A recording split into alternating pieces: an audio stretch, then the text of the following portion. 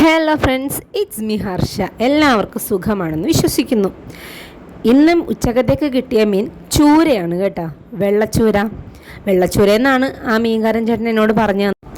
എനിക്കുണ്ടല്ലോ പിച്ചാത്തി കൊണ്ട് എന്തോ മീൻ വെട്ടാൻ അറിയില്ല. പകരം ഞാൻ കത്രികയാണ് യൂസ് ചെയ്യുന്നത്. പിച്ചാത്തി കൊണ്ട് എന്നൊക്കെ ഞാൻ മീൻ വെട്ടിയിട്ടുണ്ടോ അന്നൊക്കെ എൻ്റെ കൈ മുറിഞ്ഞിട്ടുമുണ്ട്. അപ്പൂൻ്റെ കയ്യിൽ നല്ല വഴക്കം കിട്ടിയിട്ടുണ്ട്. ആദ്യം ആ കാണുന്ന 2 കുഞ്ഞു ചിറകും വെട്ടി 2 സൈഡും ചെത്തി തൊലി വലിച്ചു കളയുന്ന രീതിയാണ് ഞാൻ ചൂര വെട്ടുന്നത്.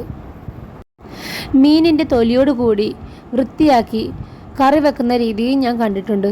പക്ഷേ എനിക്കത് അത്ര തൃപ്തികരമല്ല. സത്യത്തിൽ ഈ മീൻ ഫ്രഷ് ആണെന്ന് ആ മീൻകാരൻ ചേട്ടൻ പറഞ്ഞപ്പോൾ ഞാൻ ഒട്ടും വിശ്വസിച്ചില്ല.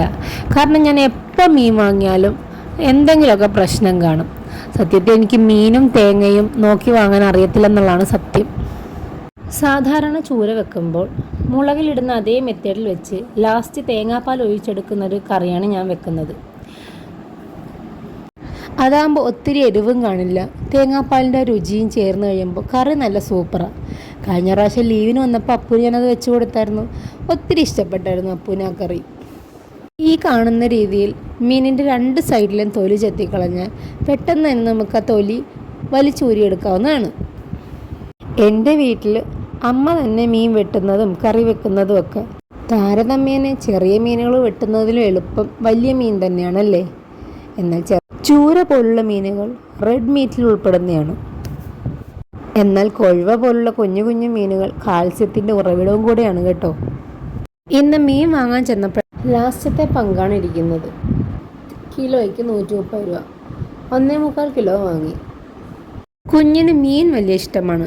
എന്നാൽ ഇറച്ചിയോട് അത്ര താല്പര്യം കാണിക്കുന്നതായിട്ട് ഞാൻ കണ്ടിട്ടില്ല. വീട്ടിൽ ബൗളിൽ കിടക്കുന്ന മീനിനെ കാണിച്ച് ഫിഷ് എന്ന് ഞാൻ പറഞ്ഞു കൊടുക്കുമ്പോൾ അവൻ എനിക്ക് തിരിച്ചു തരുന്ന റിപ്ലൈ അമ്മമ്മം എന്നാണ്. ഇനി എൻ്റെ അച്ഛനെ പോലെ മീൻ അഡിക്റ്റ് ആകുമോ എന്ന് എനിക്കറിയില്ല കേട്ടോ. എൻ്റെ അച്ഛന് മീനില്ലാത്തൊരു ജീവിതമില്ല. മീനിന് എത്ര വില കൂടിയാലും കുറഞ്ഞാലും ഒന്നും അച്ഛനെ ബാധിക്കുന്ന കാര്യമല്ല. അച്ഛന് ചോറിൻ്റെ കൂടെ മീൻ മസ്റ്റാണ്. മീൻ ഉടയാതെ ചെറിയ കഷ്ണങ്ങളാക്കി എടുക്കാൻ എൻ്റെ കയ്യിലുള്ള ട്രിക്കാണ് കേട്ടോ ഇത്.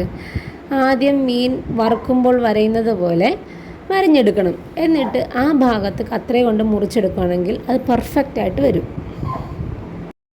കുഞ്ഞിന് ഞാൻ മീൻ കൊടുക്കുമ്പോൾ മുള്ള് ശരിക്കും നോക്കി മാറ്റിയതിന് ശേഷമേ കുഞ്ഞിന് കൊടുക്കാറുള്ളൂ.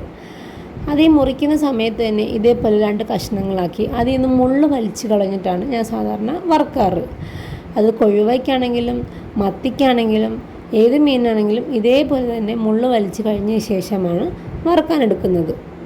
കൊഴുവ, വേളൂരി പോലെയുള്ള മീനുകൾക്ക് മുള്ള് വലിച്ചു കളയാൻ എളുപ്പമാണ് കേട്ടോ. മീൻ വറുക്കുമ്പോൾ ഞാൻ സാധാരണ ഉപ്പും മഞ്ഞളും മുളക് പൊടിയും മാത്രമേ ചേർക്കാറുള്ളൂ. അതും ഏറ്റവും കുറച്ച് മാത്രം. സാധാരണ കുഞ്ഞുങ്ങൾക്ക് മീൻ വറുത്തത് കൊടുക്കുമ്പോൾ മൊരിയുന്നതിനേലും പ്രധാനം വേകുക എന്നതാണ്. അതുകൊണ്ട് തന്നെ നമ്മൾ 2 സൈഡും ചെറിയ ഫ്ലെയിമിൽ അടച്ചു വെച്ച് വേവിച്ചെടുക്കേണ്ടതാണ്. മീൻ വറുത്തതിൻ്റെ കൂടെ മീൻകറിയും ഏതായാലും തിളച്ചു തുടങ്ങി.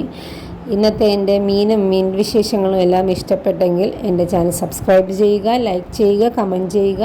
അപ്പോൾ എല്ലാവർക്കും ടാറ്റ.